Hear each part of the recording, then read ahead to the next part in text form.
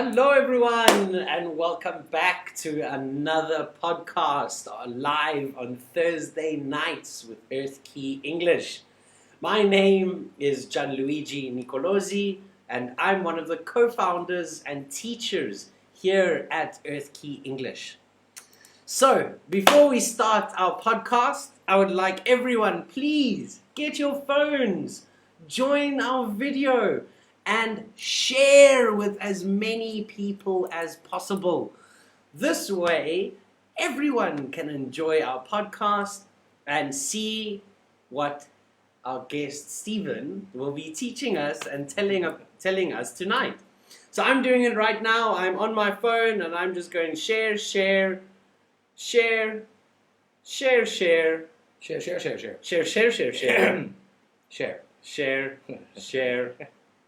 Oh, I can't find the groups I want to share to. There we go.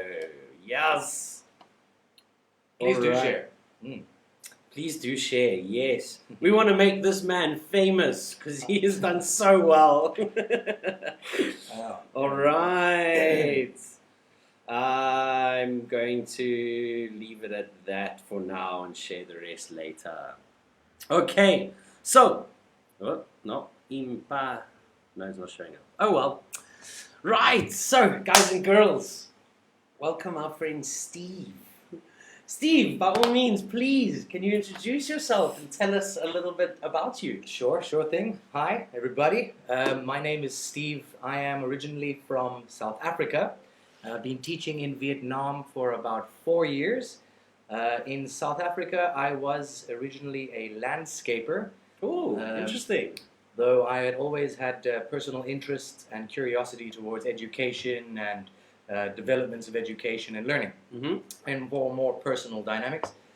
And when I came to Vietnam, I started out as an environmental workshop builder. So I was doing STEAM projects. Oh, cool! Very cool. Where I would have it was ESL as well. So we had STEAM incorporated with ESL, where I would teach young learners as well as adults different vocabulary for environmental products like grass or plants or soil or whatever have you, for the younger children.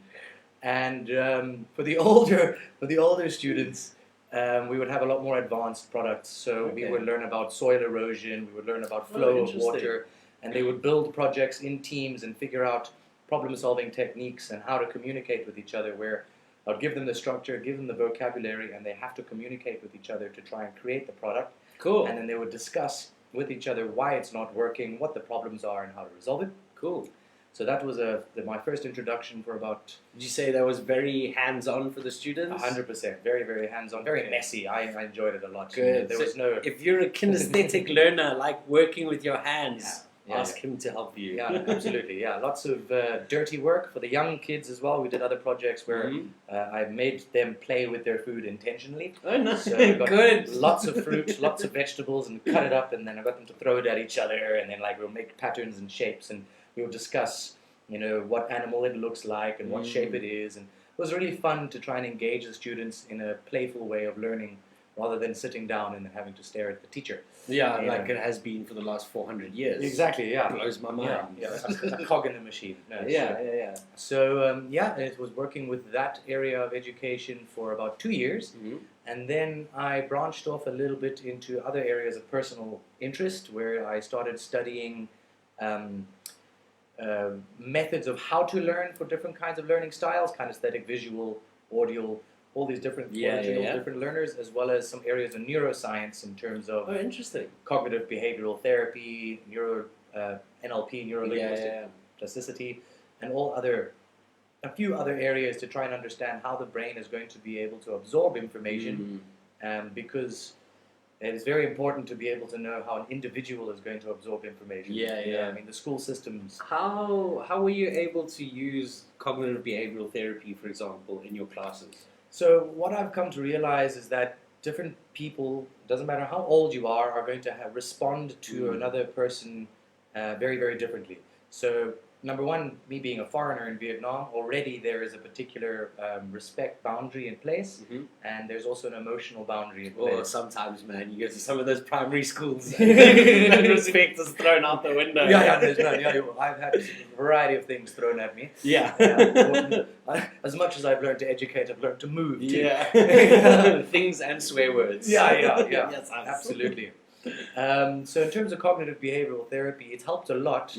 Especially me as an individual, as a teacher, because you gain a better understanding of the emotional spectrum of your students. Yeah. You know, a lot of teachers 100%. tend to get personally offended or feel like they deserve respect in the environment of a classroom, when in reality it doesn't work that way.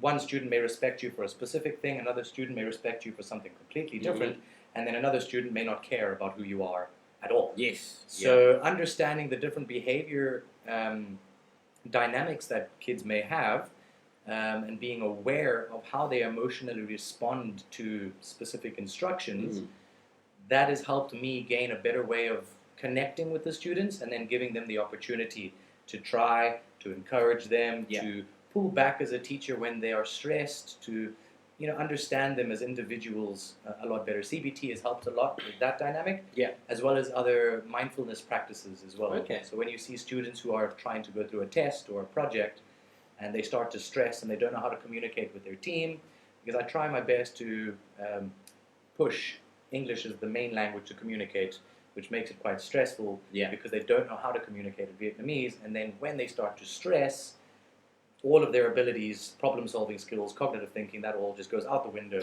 Yeah. So mindfulness with CBT has helped them calm down. So through breathing techniques, through a stop button technique where I get them to draw a little stop button, and then I say, okay, when you feel yourself getting angry or upset or stressed, take your stop button, push it, and now think, okay, do I want to get angry and start crying and fighting, or do I want to breathe, relax, and take it slow? That's a really interesting way to help kids manage their own behavior. That's the idea. Because it's giving them the responsibility to do it for themselves instead of them just sitting getting told what to do. Absolutely. Like they do every day of their lives from their parents and their other teachers. Absolutely. I personally have a fundamental belief that most educational institutes, as well as business institutes, families, and a large cultural conditioning, at least in my demographic, has been lacking in emotional understanding and how to process your emotions.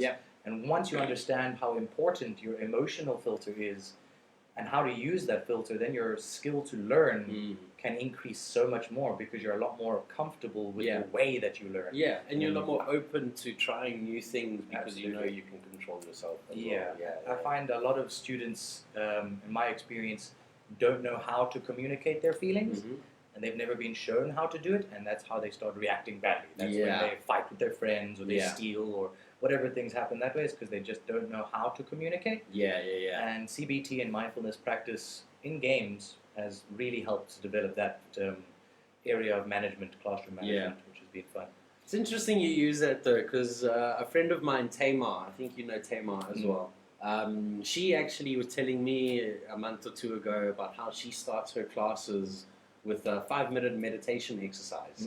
And this meditation exercise for her, she said that it's really helped her class control their behavior, as well as they've actually been able to absorb more information a lot faster, because they're now sitting practicing how to train their mind.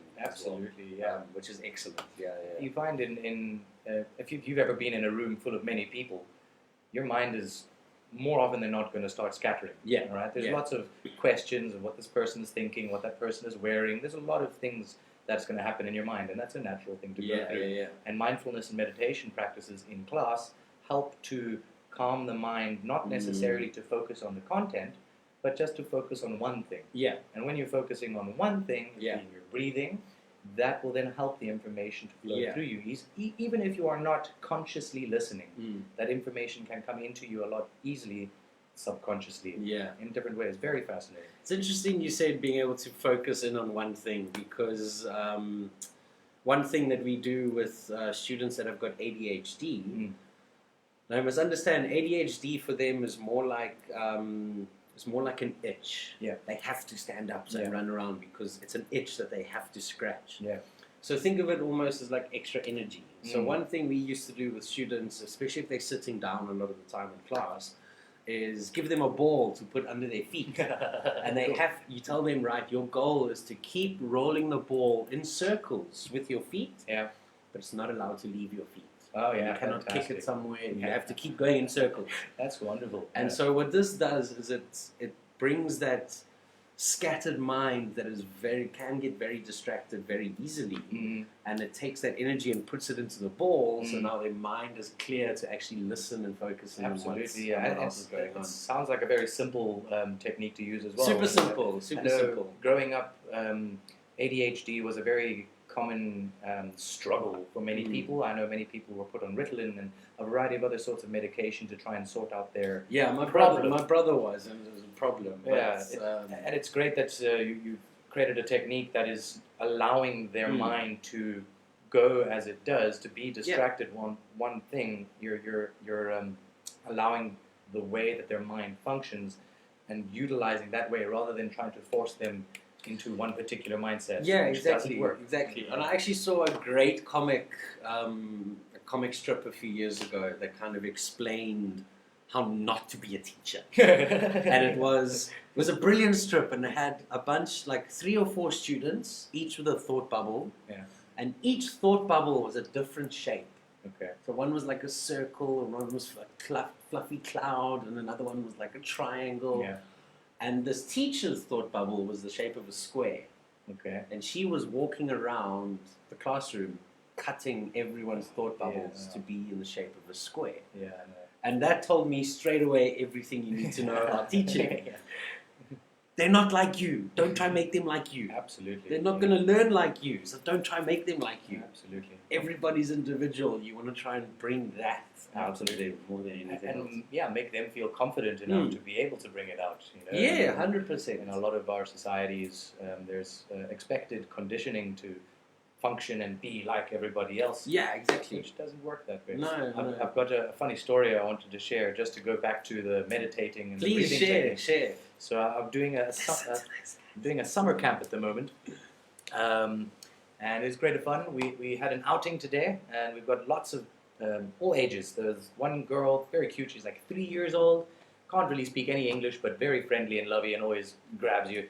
And then there's some teenagers who are about 15 as well. And there were about 35 to 40 students with us today. And we went to the Museum of Natural History. Oh, cool. And we were told that it was going to be arranged where there's going to be a speaker who is going to be guiding all of the students through the different rooms. There's going to be supporters who are going to help them through, and they're going to explain and talk through the whole process in English.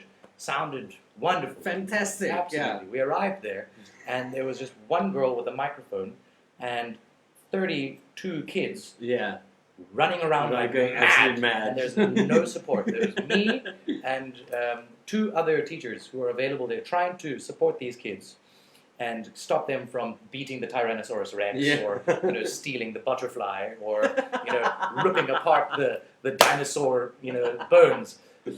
So I had the 3-year-old girl in my head because all the kids were running around. She was going to get crushed. Yeah. I'm busy holding her, running around, being like, no, don't do that, don't touch that, look at the hand, blah, blah, blah, blah. So it was really funny to watch that. Just imagine like launching a whole bunch of bouncy balls in a room. That's what it kind of looked like. Absolutely. I don't think I'll ever forget the face of the lady who was presenting because she was shocked. I can imagine. She arrived and she was like, got her iPad and she was really prepared. I was very impressed how prepared she was, but she wasn't prepared for that. I could. Guys and girls, if you are teachers or tour guides, in the comment section below, how would you handle a situation like that? You have 30 kids in a museum just running around and going mad. Please offer comment below how you would handle something like that. Please do offer the advice. It would change everything. I had a good time. It was a good laugh. And look, as well, fortunately enough, it was great to see the students very excited. They were all running around, touching, learning through the textures, learning through the shapes and the colors, and playing, which was wonderful. The level of English which they might have gained there is questionable, of course. Of course. But needless to say, as young learners, they had an experience that was new to them, which is something that in my mind, is more important than anything else, really. Most of these kids were kindergarten. Most of them were, kindergarten, pre-K, Okay. and then there were some grade 1s and 2s. Okay. But as I say, a large mixed range. I tried to Ones get and twos. Yeah. I tried to get the teenagers to, be leaders and gain an opportunity of responsibility over the kids, but it lasted like 5 minutes because then they were sitting on their phones. Very fun. But to bring the whole situation back to mindfulness and meditation as a practice, so 32 students all running around like mad, and what I managed to do is get them into one room at the end of the door. We're about to leave to go into the bus, and they're all shouting and going crazy. And then I use TPR, total physical response, where I immediately put my hands up, and then for some, I'm not too sure what it is, but automatically they are all just like, oh, okay. They know. They know. And they all put their hands up, and they're all a little bit still talking, and then I just say, okay, I shout, breathe. And immediately they all stop, and they all just take one really big breath, and they slow down, and there's still a little bit of talking, so I do it again. Breathe deep, and slow down.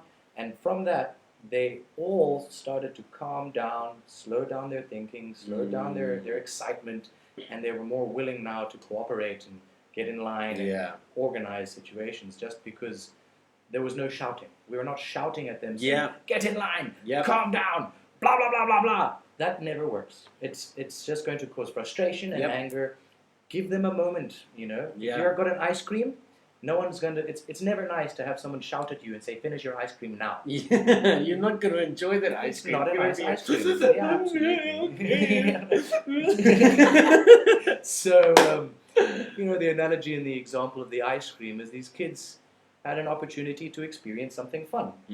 Let them enjoy it. Let it sit into their subconscious and let them calm down. Don't force them. Don't push them.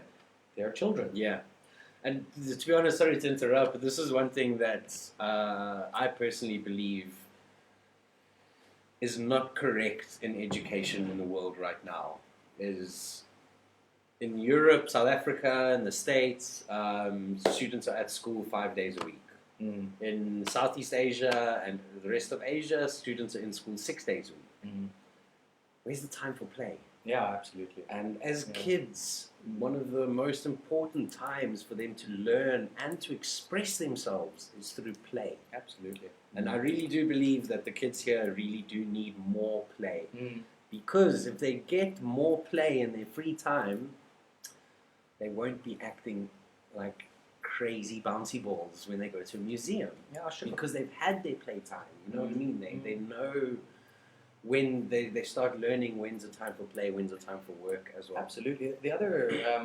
So, sorry, what country was it that's just gone to a 4-day school week? Was it Norway? It was Sweden? Switzerland? Or Switzerland? Somewhere up there, I'm not too sure. Either way, one of you countries, well done. Yes, absolutely. 4-day school week, well done. The other thing that many people don't realize about why play is important, on a neurological level, what starts to take place is when you are learning something in class, you are learning something consciously. It is in the front part of your brain, okay? Now, when you go and you separate yourself from what you are learning, you go and do something else. That information is now going to settle into your subconscious. Yes. Okay?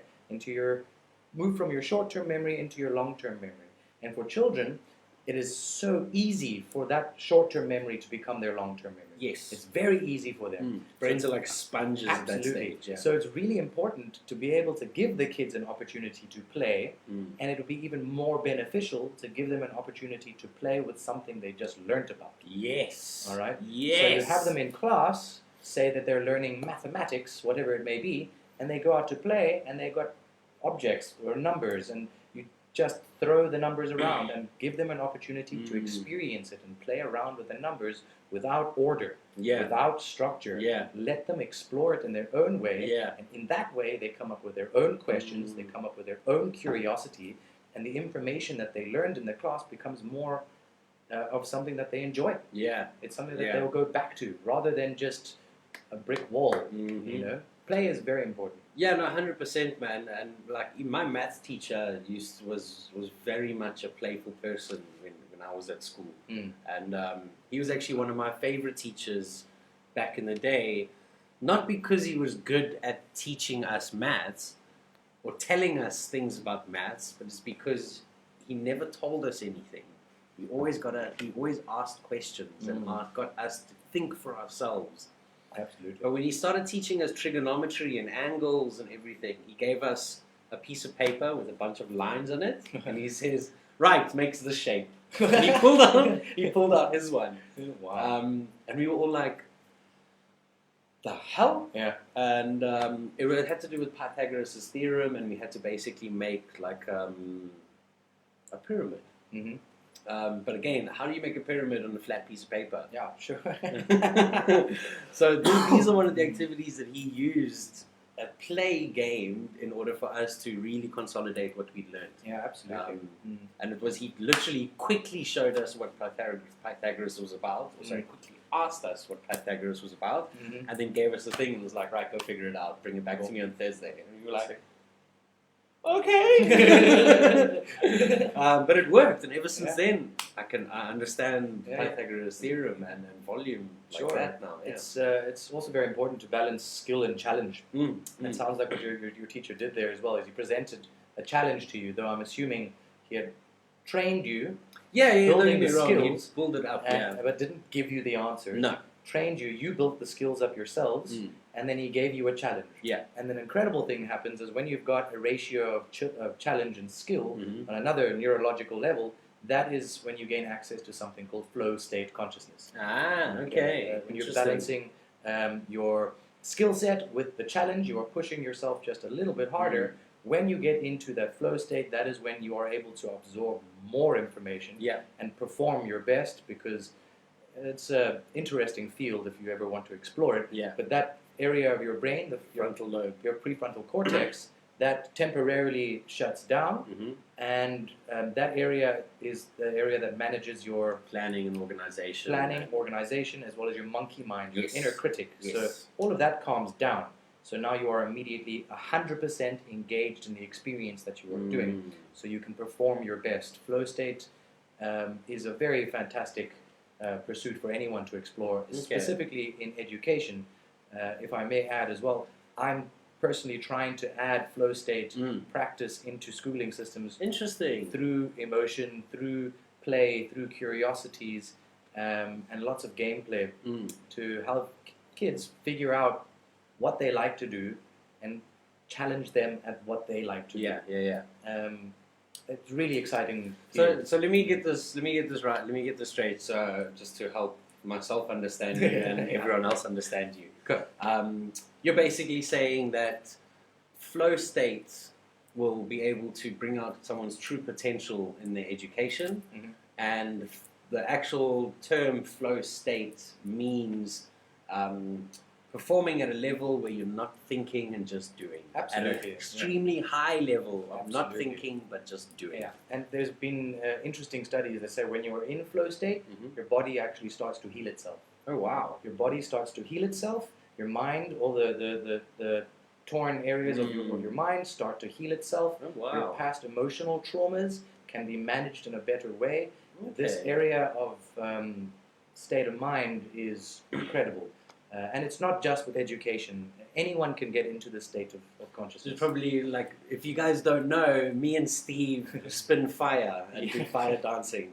And so I was actually going to ask you, is that the type of flow as well? 100%, yeah. Well, because now with me particularly, I will only talk about my experience with it, is that when I'm surrounded by fire, my visual stimulation is now condensed. Right, yeah. It's just you can't really fire. see that much. Because of the sound of the fire, my auditory is brought down, and I've got two sticks that might hit me. So I need to avoid that. On fire. On fire. And I need to avoid that, but as well push my body and the movements of the sticks to new levels, to new dimensions. And when I push it to a new dimension, I find my body completely surrenders, relaxes. All of the stress and the tension in my body calms down. All the stress from my day calms down, all of that. Now, this is just fire dancing, but joggers have the same thing. Yep. Musicians, poets, in any writers, field, anyone, in any field that you've got a passion in, you have access to flow. Yeah. And it's all a matter of understanding, as we were talking earlier, your emotional filters, how to play, how to engage, how to disconnect, and it takes time and practice, and anyone can do it. So I really would like to learn and build programs for students and kids to find that field of work to go into, because when you've got sardines in a cage, there's not much space for movement. Yeah, very true. Very, very true. Okay. Yeah. Awesome. Thank you, Steve. One last little question for you. Where do you see your future in education? Well, wow, I know it's quite a deep question. But yeah, where do you see yourself in, say, the next 5 years in education? I see myself exploring a variety of different countries and schools, offering programs for emotional filters as well as positive psychology. Cool. So incorporating CBT, ESL techniques and learning, gameplay, flow state practice, and very importantly, environmental relationships. Ooh, good one. So I'm very much needed in today's world. Yeah.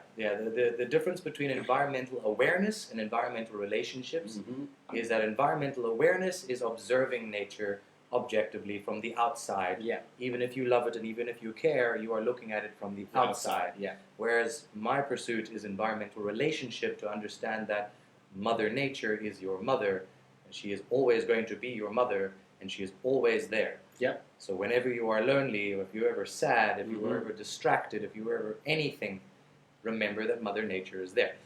So I would like to build a program and help young learners and teenagers and adults to gain a better understanding in these fields of emotions, behavior, self-esteem, and environment, so that then they have a better foothold for pursuing their passions and their curiosities, and in hopes of making the world a better place. Yeah, awesome, man. That's really, really awesome. And honestly, I wish all the best for you in your future, and all the best of luck as well, man. Thank you. I don't think you're going to need the luck. No. I'm sure you're going to do it. Flow state! Flow state! It's right in my flow state.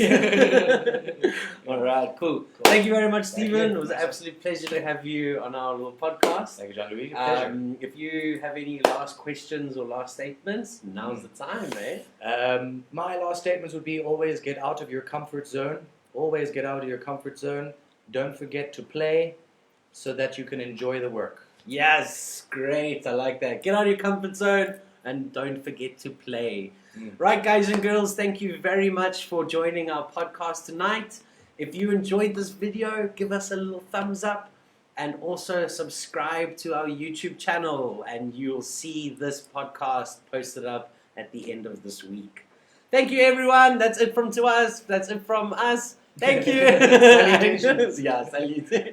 Goodbye, everyone.